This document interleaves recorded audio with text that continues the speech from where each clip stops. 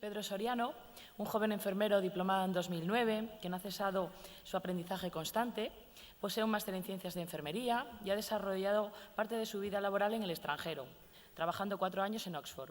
Posteriormente ha retornado a nuestro país y ha ejercido su labor asistencial en el Hospital Clínico San Carlos, en el área de hospitalización de agudos de Geriatría de Madrid.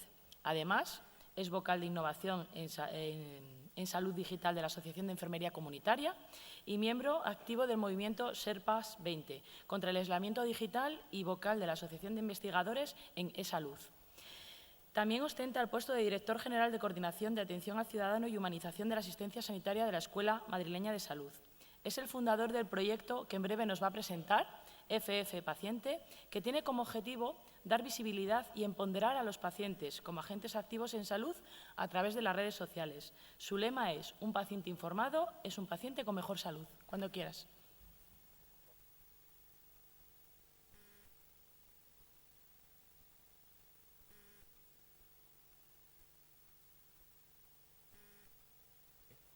Hola. Hola, buenos días. Perdonad que me mueva. Quería empezar dando las gracias y pidiendo disculpas. Dando las gracias por invitarme y estar hoy aquí rodeado de tanta buena gente, como digo yo. Y pidiendo disculpas porque van detrás mía en la organización y no contesto a los emails. Y es que me siento un poco mal y quería hacerlo público. Así que lo siento y gracias. Bueno, ¿cómo lo estáis pasando? Que se escuche un murmullo, aunque sea, un poco. Vale. Bueno, estoy muy orgulloso y estoy muy contento de poder compartir un trocito de lo que hacemos en redes sociales con mis compañeros. Tengo que decir que estoy algo preocupado. Y cuando pienso en enfermería, en las enfermeras, miro hacia abajo un poco porque no sé hasta qué punto estamos en redes sociales acompañando al paciente o al cuidador, ¿no?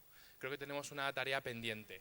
Realmente a lo mejor los que tenemos que empoderarnos somos nosotros. Queremos empoderar al paciente, queremos activar al paciente, pero ¿y nosotros? ¿Nos empoderamos? ¿Somos activos? ¿Cómo damos ese paso a redes de una manera con estos proyectos que han presentado? ¿Cómo lo trasladamos a nuestra consulta, a nuestro día a día? Ese es el gran reto, ¿no? El gran reto es que se pueda hacer el apoyo entre iguales en nuestro hospital, en nuestro centro de salud, en nuestras unidades. ¿Cómo damos ese salto, no? Luego me podéis dar ejemplos o decir, ¿no?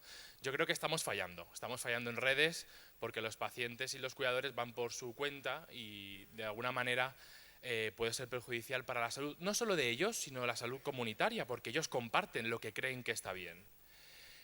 Tenemos que unirnos, tenemos que hacer una acción necesaria, tenemos que unirnos todos, tenemos que ser una piña y dar ese paso en redes sociales, en Internet. Ese es el camino. Ya hay muchos proyectos, algunos supongo que los conoceréis. La Factoría Cuidando, Evidencia, Enfermería Creativa, donde hace infografías, donde nos ayuda muchísimo a retener nueva información basada en evidencia. El fanzine de enfermería de Fernando, donde todos los meses sale una revista con diferentes puntos de vista desde la profesión enfermera. Un videoblog donde un enfermero cuenta su experiencia en su residencia de enfermería comunitaria, Enferdocente, el News Emoji, no sé si lo conocéis, pero bueno, yo con un compañero, Jordi, lanzamos el News Emoji, una pequeña campaña porque queríamos estar en WhatsApp. ¿Por qué no podemos estar en WhatsApp nosotros, no? Bueno, una campaña que hicimos. Y la aplicación Diálisis 24 horas, que supongo que la conoceréis, o que algunos la conoceréis. También las redes nos ayudan como colectivos a unirnos, ¿no? Ahora, esta semana estamos todos en procesos electorales en el Consejo, por ejemplo, y hay una campaña muy fuerte con Carmen Ferrer para apoyarla. Entonces, bueno, las redes sociales, aparte de unirnos como colectivos y como profesión, pues hay muchísimos proyectos que están funcionando y están funcionando muy bien. ¿Cuáles son los beneficios de la implantación de la salud digital? Es que hay beneficios por esta implantación. Ayuda en la toma de decisiones, disminuye costes, ayuda a una atención más personalizada, disminuye los reingresos hospitalarios y ayuda a un diagnóstico mucho más precoz. La implementación de la salud digital es una realidad, solo que no estamos en el paso previo de cómo implementarlo dentro de nuestro día a día, que ese es nuestro gran reto. Estamos conectados con los teléfonos, con lo que lo llevamos en las muñecas, ¿no? con los wearables. Estamos siempre conectados y estamos generando datos. ¿Y cómo van a ser utilizados esos datos? ¿Quién los va a utilizar?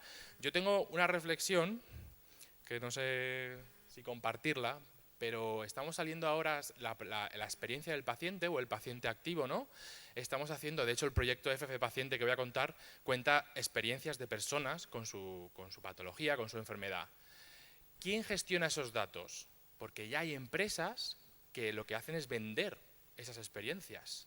¿Eso es ético? ¿Eso no es ético? ¿Eso se debería informar antes de que alguien cuente su experiencia? Eso empieza a existir ya, ¿no? Yo no lo sé, lo lanzo por si luego hablamos sobre ello. La realidad es que el apoyo entre iguales, ya hay investigación que avala que disminuye la mortalidad, que aumenta la expectativa de vida, aumenta el conocimiento, habilidades del autocuidado, de la autogestión. Al final, el proyecto que hemos visto aquí en la mesa de ambos facilita todo esto, ¿no? Y disminuye las urgencias. Pero otra vez, ¿dónde estamos? ¿Podemos aportar algo o no podemos aportar algo? Yo, perdonar que hable desde el punto de vista de enfermería, pero es que es mi ojito derecho, por así decirlo. Por otro lado, cuidado, tenemos que tener cuidado con el empoderamiento. No es suficiente, nos quedamos en la pared. ¿Por qué? Porque una persona puede estar empoderada, puede ser una persona activa, pero no tener los conocimientos necesarios sobre su patología y generar una autogestión con riesgo. ¿Por qué? Porque tú compartes esa información que encuentras en Google, que te la crees, pero no hay un acompañamiento del profesional. Entonces tenemos que llevar cuidado porque puede crear confusión y puede crear problemas en la salud de la propia familia, ¿no? Y del propio paciente. ¿Ayuda a las redes sociales al empoderamiento? Yo creo que sí. Yo creo que los que estamos un poco en redes sabemos que te sientes escuchado, que hay una comunicación bidireccional, que las emociones fluyen. Aunque no lo parezca, las emociones fluyen. Ana Hidalgo es un gran ejemplo. Yo estoy pendiente de conocerla en persona, pero es cierto, las emociones fluyen y las experiencias de los pacientes tienen un gran valor. Al final, lo que queremos es que Internet es una fuente de información abierta para todos y nosotros tenemos la evidencia, tenemos las guías de práctica clínica. ¿Cómo hacemos que un paciente o un cuidador llegue a tomar una decisión compartida que realmente sea lo que ellos quieran? Necesitamos la figura del profesional sanitario en medio. Tenemos que acompañar al paciente y al cuidador en todo este proceso, porque si no realmente lo de la toma de decisiones compartidas, luego muchas veces ellos no tienen la información que deberían tener y toman decisiones que pueden perjudicar. Este es el gran reto. Yo, si hay ideas o proyectos que estéis haciendo, os invito a que lo compartáis y que podamos darle voz, porque al fin y al cabo eso es lo que hacemos. Ya me centro en el proyecto FF Paciente. Yo he estado 4 años trabajando en Inglaterra, en Oxford, pasando de camarero, fregando platos, auxiliar, enfermero en el hospital, acabé en atención primaria, en domiciliaria, que era lo que realmente me gusta. Y yo me di cuenta, estando en redes, yo soy un poco friki de Twitter, no hay que ser todo, o sea, todo no hay que estar en Twitter, pero sí hay que conocer la herramienta. Me di cuenta que nosotros hablamos siempre qué es lo mejor para el paciente, sabemos qué es lo mejor, cuál es la dieta que tiene que seguir, sabemos cuáles son los cuidados que tiene que hacer. Hablamos siempre en boca de, y es cierto, estudiamos, nos formamos para eso, pero realmente faltaba darle voz a ese otro lado, ¿no? A esa experiencia, a ese día a día, el me levanto con. Lo que hicimos fue añadir en Twitter. ¿Alguien está en Twitter? ¿Aquí? ¿No hay nadie en Twitter? Me estoy asustando. ¿Nadie? Nada, poquitos. Vale. En Twitter los viernes se utiliza el FF, que es la almohadilla o el hashtag, que es Follow Friday, donde se invita a la gente que si yo pongo FF Paciente a Ana Hidalgo, estoy invitando a mis seguidores que la sigan a ella, por el motivo que yo considere. Pues lo que hicimos fue añadir la coletilla FF Paciente. Sacamos una entrevista donde una persona cuenta su experiencia con su patología o con su proceso de salud o enfermedad y le damos voz y le damos visibilidad. Eso ayuda muchísimo. Ahora os voy a contar lo que conseguimos hacer. ¿Quiénes somos? Pues bueno, una cosa que empecé yo de una manera solitaria en Inglaterra, ahora todos los viernes somos bastantes. En redes y en Twitter se mueve bastante. Somos, ante nuestro lema, ante todo personas. ¿Por qué? Porque hay pacientes en el equipo, hay cuidadores, hay médicos, hay un biólogo, hay un técnico de rayos. ¿Qué más da la coletilla? Lo importante es que somos personas que queremos mejorar la salud, queremos dar voz a esa experiencia, a la evidencia científica, favorecer esa comunicación entre profesionales de la salud y pacientes. Y bueno, esta es de la última reunión, solo nos hemos reunido 2 veces físicamente y esta fue la última que hicimos este año.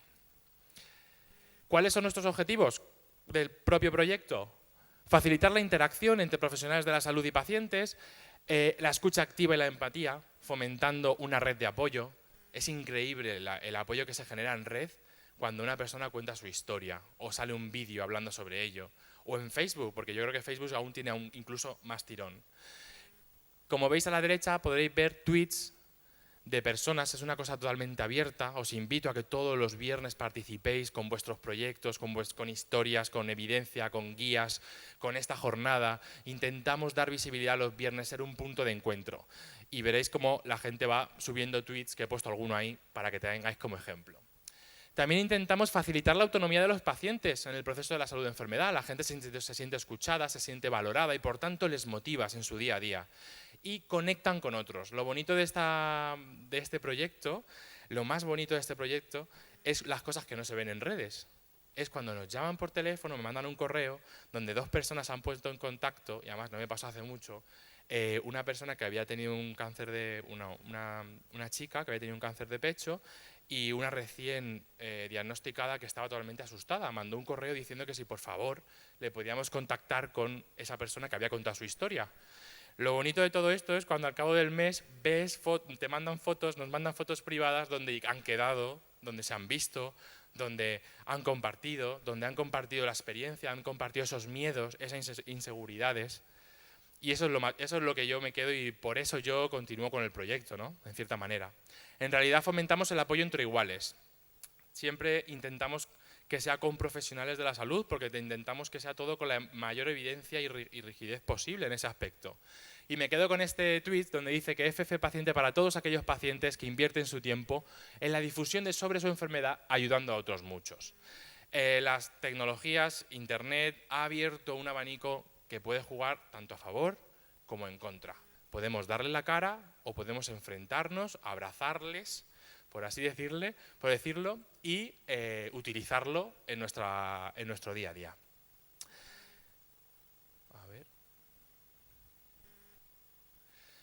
Para que veáis un poco cómo es la idea del proyecto, en la web, que es ffpaciente.es, hay iconos, y dentro de esos iconos tú entras en cáncer, en colon, en enfermedades raras y verás experiencias de personas que han contado su historia los viernes, ponemos asociaciones de pacientes, guías para pacientes o cuidadores, intentamos recopilar todo lo posible dentro de cada de los iconos. Para cuando una persona entre, no podemos hacer que se evite Google, porque es imposible, pero sí que es cierto que cuando entremos en uno de los iconos, intentar tener la parte emocional, que es la parte donde conectas con otras personas que están pasando por lo mismo, pero también la evidencia sobre esa patología o sobre esa situación.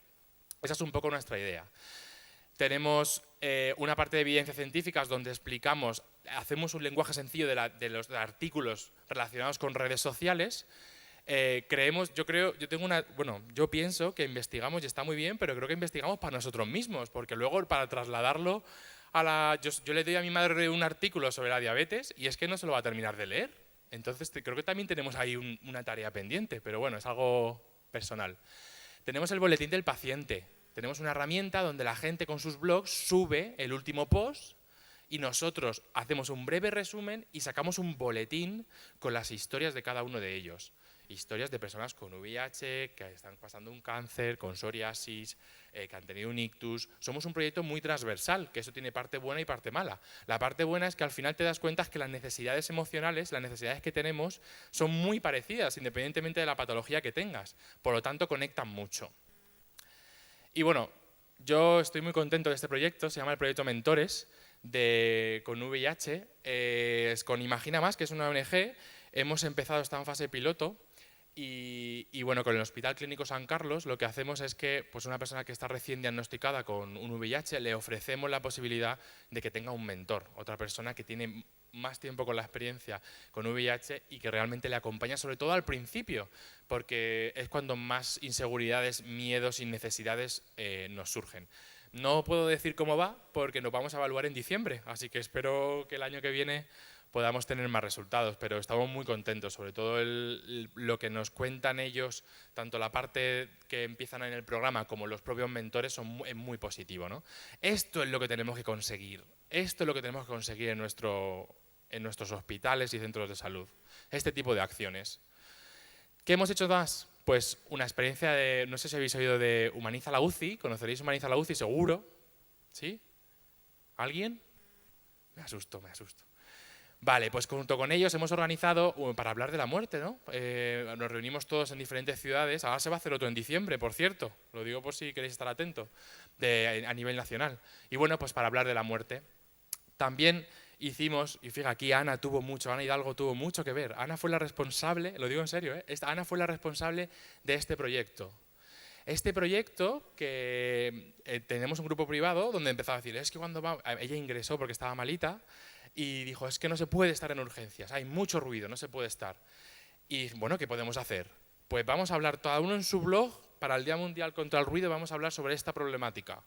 Digo, vale, yo busco algo de evidencia, vosotros escribís ese día y creamos un cartel. Este fue el cartel que se hizo. Se hizo viral, en el clínico conseguí que lo sacaran y lo pusieran en las paredes. Vino La Sexta, se hizo trending topic en Twitter. No nos lo esperábamos, nadie se lo esperaba. Pero es importante el tema del ruido, es importante ahora con los móviles. Entonces, bueno, es un proyecto que hacen pacientes y que es una necesidad que ellos ven y que lo quieren transmitir a través de la red. Entonces, bueno, pues de comentarlo. ¿Cuál es el gran problema de la red? Hay dos. Uno, la brecha digital. No todo el mundo está en la red y ni tiene por qué estarlo. Por lo tanto, aquí no es cara A o cara B, simplemente es una herramienta que nosotros debemos implementar. Y la infoxicación. Tú metes diabetes en Google y ¿con qué te quedas? Entonces, ahí la importancia de los profesionales de la salud en acompañar a esa persona en la búsqueda fiable de información. Ese es por lo menos yo lo veo así, ese es el gran reto. Y ya por último, quería hablar de la Escuela Madrileña de Salud. Mi trayectoria un poco, después de volver de Oxford, acabé en el Hospital Clínico San Carlos, pero empecé a colaborar de manera altruista en la Escuela Madrileña de Salud. Las escuelas tienen un papel muy importante. Creo que la Escuela Madrileña de Salud, yo creo que es de las últimas, porque todo el mundo conocerá la Escuela de Andalucía, ¿no? Eso sí que la conocéis, ¿no? Que con Joan Carles. Y bueno, hasta hace poquito. Pero bueno, lo que quiero decir es que la Escuela Madrileña de Salud, yo estoy muy contento de participar porque lo que pretende un poco, en cierta manera, es esta parte, ¿no? Es un espacio de participación ciudadana donde no hay niveles. Yo estoy aquí como profesional y tú estás aquí como paciente. Hacemos encuentros donde lo que queremos es promover la adopción de hábitos de vida saludable, de mejorar la autogestión, del autocuidado y de su enfermedad. Está dentro del plan de humanización que tienen en la Consejería de Sanidad, en la línea 10, y acabamos de empezar. Tenemos la gala de presentación el 25 de octubre, aunque ya hemos empezado las actividades. Somos muy humildes porque vamos muy poquitos, somos muy poquitos y hacemos lo que podemos. No tenemos ni siquiera redes sociales. Estamos ahí haciendo pico pala. A ver si lo conseguimos. ¿Cómo nos basamos o en qué nos basamos en esta escuela? Pues principalmente en la pirámide de Kaiser permanente, donde hay 8 líneas. Tenemos 8 líneas donde se tratan principalmente el tema de habilidades para la vida, donde tenemos en la base. Cuando tenemos a alguien con una enfermedad crónica, tenemos en la primera base que también... yo lo diré, que tenemos la primera fase y luego tenemos 2 más, cuando hay más gestión de la enfermedad y para cuidadores. Son 8 líneas y a la vez, a nivel de toda la pirámide, también se da formación a profesionales, ¿vale? Una de las cosas que pretende la escuela cuando se inició es que también quería ser referente para profesionales. Y bueno, yo quería comentar simplemente mi línea. Yo coordino la línea de propuestas de valor, construyendo una propuesta de valor, y yo creo que es la mejor de todas, no es porque la lleve yo, pero creo que es la que más valor tiene.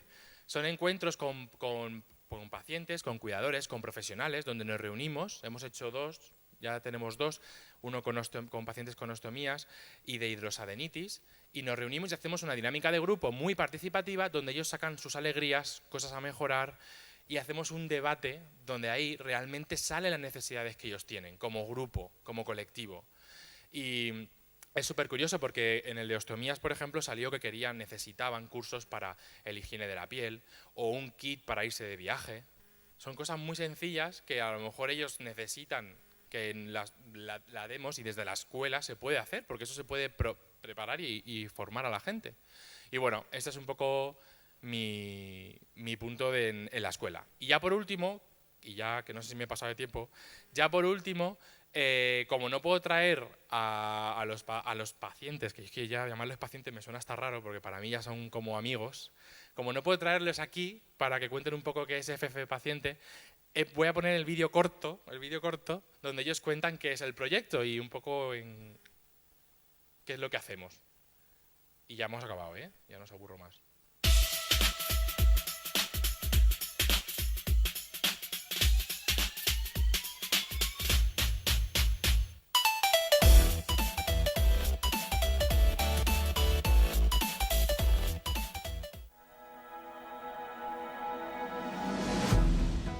Es un micro abierto a los pacientes activos en nuestra enfermedad y en redes sociales. Una oportunidad única para compartir buenas prácticas y solidaridad como pacientes en primera persona.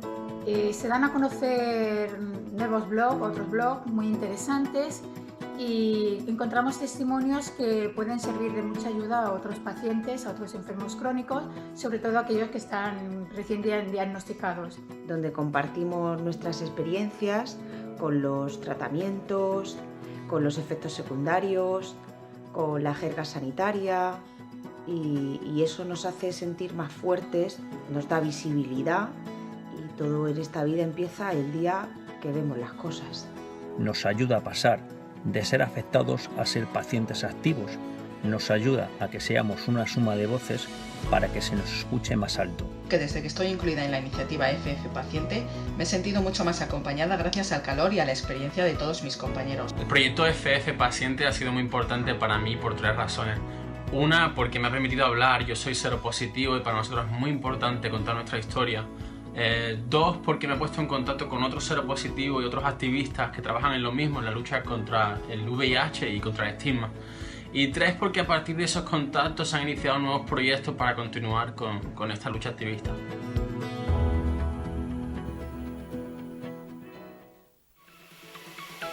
Bueno, lo mejor es la música al final, ¿eh? Un aplauso a ellos, que son los protagonistas al final.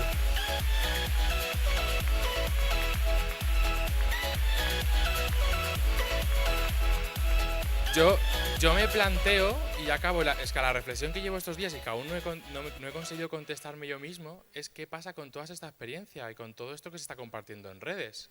Porque veo que puede ser bastante tentador para utilizarlo en otros ámbitos, ¿no? Pero bueno, a ver si me podéis iluminar hoy. Que nada, que muchas gracias y que disfrutéis, ¿vale? Gracias.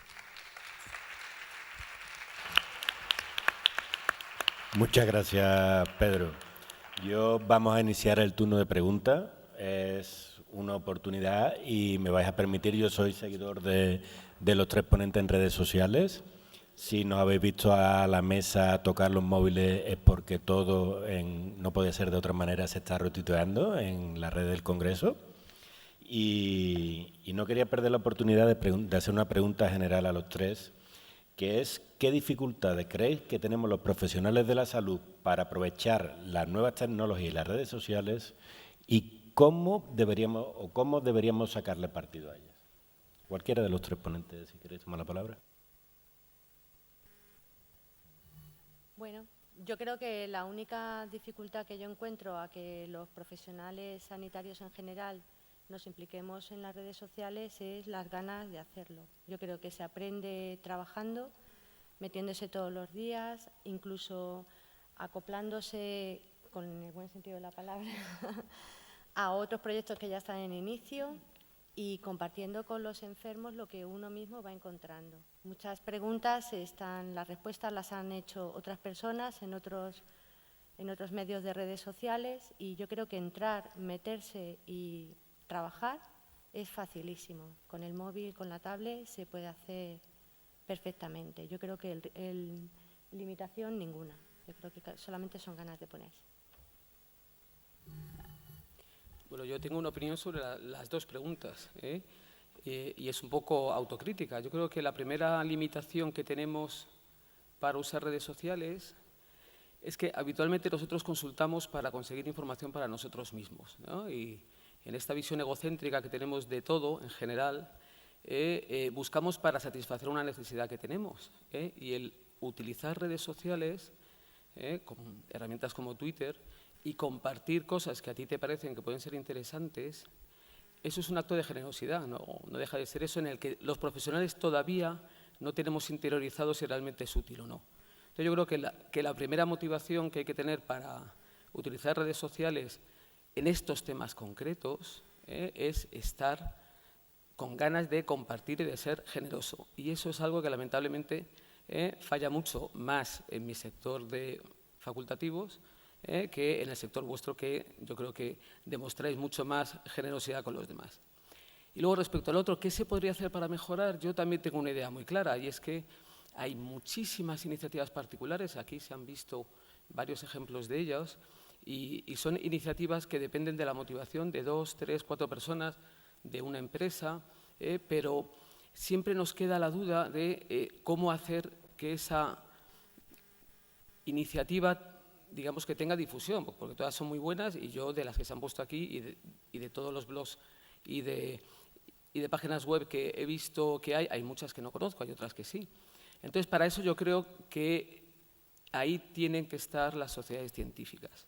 Las sociedades científicas deben de poner en el mundo tal como se concibe hoy, deben de poner esfuerzos, recursos, dinero que proceda de la industria para conseguir que todas estas iniciativas, no es que se centralicen ni que se le quiten protagonismo, pero sí que se sepan estructurar, a las que se les dé un sello de confianza y se les dé la difusión suficiente que realmente merecen.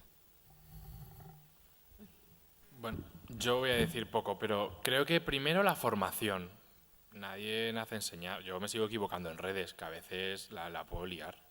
Entonces, necesitamos formación que nos ayude a ver redes sociales como una herramienta, no como una forma de quitarnos la vida de estar conectados 24 horas, sino una herramienta y ver esos beneficios que tiene esa herramienta.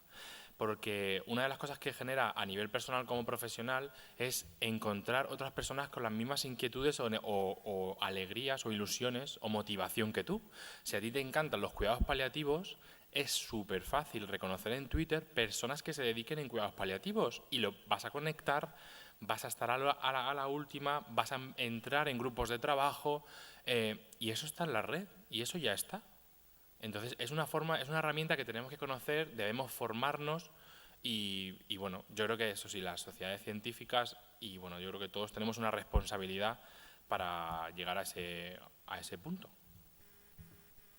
Muchas gracias a los tres ponentes. ¿Hay alguna pregunta en la sala? Hola.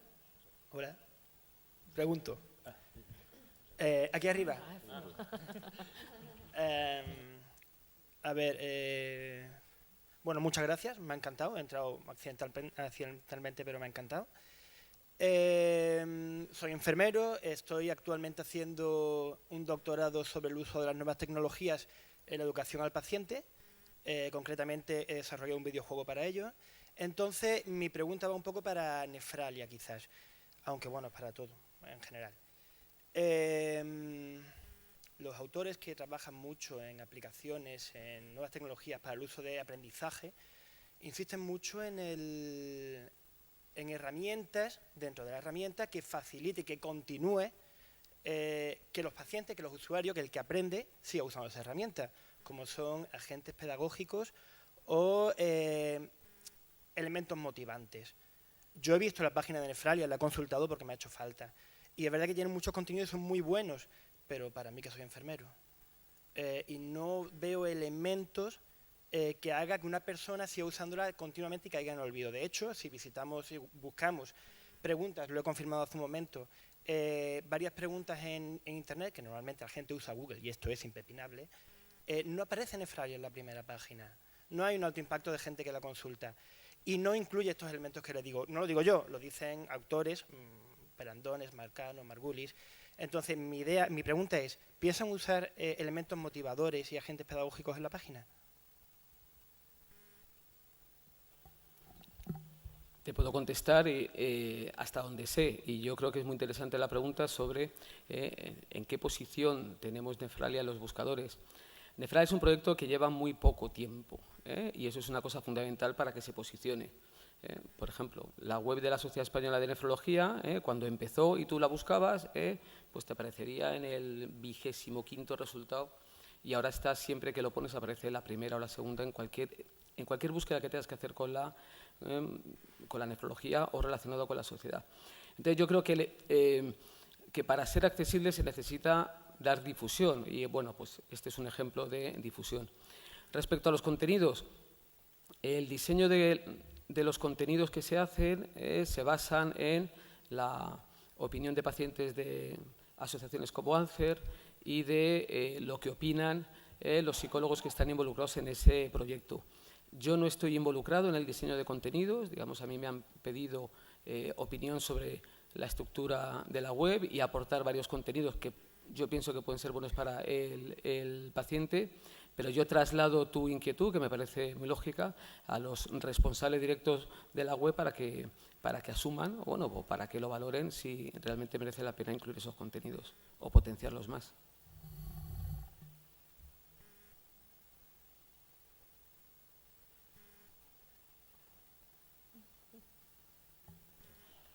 ¿Alguna pregunta? Yo tengo una pregunta.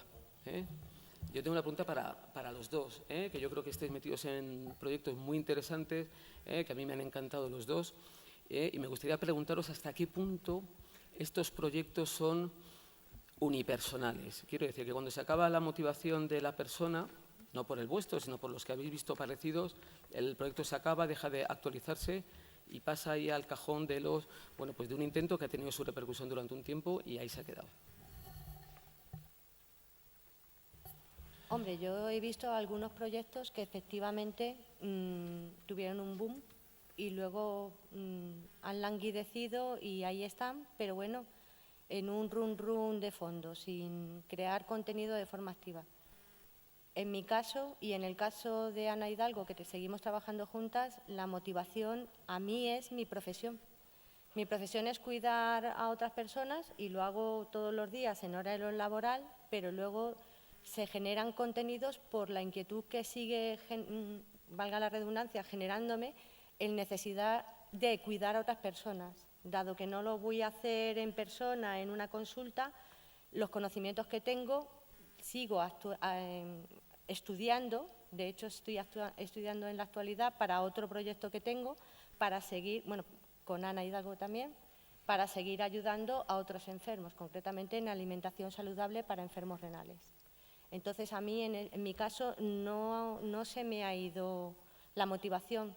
Mi marido está trasplantado, yo fui donante de mi marido, animo a todo el mundo a que done, tanto en vida como en no en vida, o sea que seguimos también con nuestro mismo proyecto también de donación, pero a mí la motivación no se me va, es profesional más que personal. Bueno, yo he tenido momentos de querer dejar el proyecto, no lo puedo obviar, es una realidad. Llevar un proyecto de una manera altruista es complejo, supongo que lo sabréis, y que las personas que os metéis en hacer cosas y que somos muy activos y que tenemos un montón de ideas, lo decía cuando llega esta mañana, teníamos una libreta donde apuntábamos, digo, es que yo tengo una libreta igual y es que tengo un montón de cosas que me gustarían hacer. Sí que he tenido momentos de dejarlo y sí que he tenido momentos de que, yo no sé qué pasaría si lo dejo. Yo sé que ahora hay una tendencia todos los viernes a que la gente participa con el hashtag y lo sube y comparte, y hay sociedades científicas que ya lo hacen y eventos.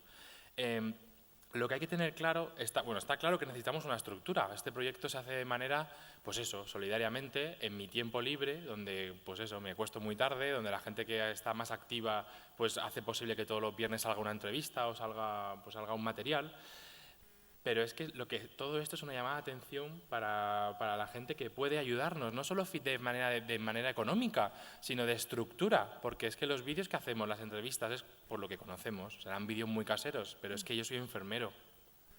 Es que ahora con el tema de las redes ha abierto un abanico. Es que tenemos que hacer marketing propio, tenemos que editar vídeos, tenemos que saber hacer de todo. Y claro, lo haces hasta donde puedes, pero luego, eso, ahí está ligado tu motivación personal con los objetivos del proyecto. Yo no quería decirlo hoy porque siempre lo digo y yo mismo creo que me reitero en el discurso, pero cuando pierdo la motivación pienso siempre en un familiar muy cercano.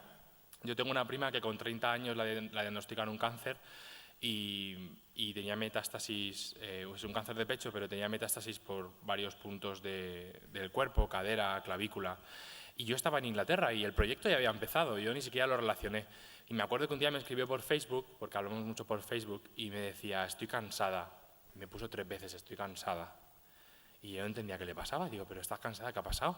Y me decía, pues es que ya la quimio, había uno experimental que no se había probado aún, que estaba en fase experimental y se la habían ofrecido, y dice, estoy cansada, no puedo más, lo voy a dejar y no quiero seguir. Yo primero como enfermero y como familiar directo me sentía muy mal porque estuvimos casi 4 o 5 horas hablando por Facebook, yo intentándola convencer, que luego cuando lo reflexionas dice, ¿convencer de qué? Porque parece que si no luchas y no sigues, es como que te sientes mal, ¿no? Me sentí muy mal ese día me sentí muy mal, me planteé muchas cosas como, primero de estar allí, ¿no? Porque estaba lejos, después como enfermero, porque creo que es importante que nosotros, bueno, pensaba que no podía transmitir ni siquiera las ganas de hacer algo, ¿no? Y me acordé de Lou Matilla, que ha salido en el vídeo, y de Ruth. Son 2 personas muy especiales para mí, por lo menos en mi familia. Y solo lo único que le dije fue, por favor, hablar con ella. Ni se conocía ni nada, yo facilité un teléfono, yo estaba en Inglaterra, Ruth es de Murcia, Lou Matilla es de aquí, de Burgos. Hablaron y en media hora, es que fue increíble, como en media hora ella colgó un estado en Facebook que ponía voy a luchar y puso una canción de Manuel Carrasco que le gusta. En media hora, 2 personas, una que estaba pasando por un proceso de un cáncer de pecho y otra que ya la había terminado, consiguieron por lo menos aliviarla, por lo menos escucharla, por lo menos ella se sintió alguien cercano, alguien que le entendía, porque eso es lo que ocurre. Una enfermedad, cuando se la cuentas a tu pareja, a tu madre, pues que no pasa nada, que esto va bien. Perdona, vale, pero es que cuando hablamos de tú a tú y ese apoyo entre iguales es muy importante y es el que hay que valorar. Hace muy poquito, hace menos de un mes, estuvimos hablando y ese tratamiento experimental ha funcionado. Se ha cronificado, porque al final yo creo que el cáncer es crónico, bueno, a lo mejor eso se me puede echar encima, ¿no? Pero yo creo que es un proceso que no se acaba, sino que luego tienes un tratamiento que seguir y largo, y gracias, no sé si fue gracias a esa conversación o no, pero yo sé que ella a día de hoy tienen trato y para mí yo creo que fue una pieza fundamental. Entonces, cuando me vengo abajo, cuando las cosas no salen, cuando no puedo hacer un vídeo en condiciones porque tengo que poner mi dinero, cuando hacer una web significa poner mi dinero, cuando hacer una infografía que no sé significa poner un poco de mi dinero o ahora ya de un dinero común, pues yo pienso en eso. Yo no sé qué pasará mañana con el proyecto, la verdad es que no lo sé, pero a día de hoy creo que nos tenemos que centrar en lo que nos motiva, pero que necesitamos apoyo. Efectivamente, a eso iba. Yo creo que las iniciativas son excelentes, pero hay que intentar, y esa es una responsabilidad de la SEDEN, de la SEN, en el caso del paciente con enfermedad renal, y de las instituciones. Hay que convencerles de que los proyectos son buenos, necesarios y que deben de tener financiación y continuidad. Y estructuras, hay que hacer estructura porque luego al final aprendemos de base-error, ¿no? Vamos un poco... Pero bueno, seguimos motivados, ¿eh? Tenemos aquí una pregunta, José Luis. Hola, soy José Luis del Hospital Valdecilla. Daros la enhorabuena, sobre todo a la SEDEN, por incluir dentro de su programa científico una mesa dedicada al uso de las redes sociales y de las nuevas tecnologías. Roberto hablaba de la responsabilidad que tienen las sociedades científicas de apoyar este tipo de proyectos. Mi planteamiento sería qué responsabilidad tienen los sistemas de salud en apoyar este tipo de proyectos, ¿no? Estáis diciendo que lo que se necesita es estructura, medios, que no puede ser, que son iniciativas que están muy bien, pero que no pueden ser financiadas por particulares en este caso. La iniciativa de las escuelas de pacientes es algo que está empezando a darse cuenta los sistemas de salud que son buenas iniciativas y que ayudan mucho a entender su enfermedad o que les puede ayudar mucho en ese proceso. Y me gustaría que me dierais vuestra opinión sobre qué podemos hacer los profesionales para convencer a nuestros sistemas de salud de que esto es necesario y si pensáis que tiene que ver con el paradigma, ¿no?, más paternalista que pueden tener nuestros sistemas de salud. Gracias y enhorabuena.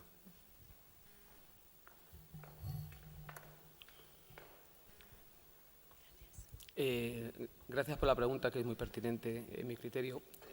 Yo no puedo dar una receta de lo que hay que hacer. Te puedo contar un poco mi experiencia desde la SEN y desde la SOMANE en cómo hemos ido convenciendo a los sistemas de salud, a los sistemas sanitarios para que hagan cosas, ¿no? Con el tema de la enfermedad renal crónica, lo importante de la enfermedad renal crónica, yo recuerdo haber quedado con el presidente de la SEN entonces, Gele de Francisco, hace muchos años, ahora pues como unos 10 años, en la puerta del Ministerio y tener una sesión clínica con el entonces director general de calidad, que empezaba a llevar el tema de la cronicidad, diciéndole, oye, que esto es importante, que esto existe, que tenemos un problema. Y nos costó aproximadamente 8 años convencerles, con reuniones periódicas, siempre estábamos llamando a la puerta, y al final se ha hecho un documento por parte del Ministerio, que es el documento marco sobre estrategia de la enfermedad renal crónica, que ya está incluida dentro de las estrategias de salud. Con la Comunidad de Madrid, cuando estaba yo en la SOMANE, hicimos un primer documento sobre cómo se tiene que abordar la enfermedad renal crónica y se lo mandamos al Ministerio y, bueno, dijo, qué bonito, ahí está. Y a base de varias reuniones con ellos, conseguimos que el segundo documento ya no fuera un documento de la SOMANE, sino fuera un documento de la propia Consejería de Sanidad, y a partir de ese documento que se pusiese la enfermedad renal crónica dentro de la estación informática de los médicos de atención primaria y como enfermedad crónica, al lado de la hipertensión y la insuficiencia cardíaca. Yo creo que es una responsabilidad institucional. Las personas a nivel individual tienen poco poder de convencer a la Administración. La sociedad científica más, y la sociedad científica unida a las asociaciones de enfermos, en este caso enfermos renales, todavía mucho más.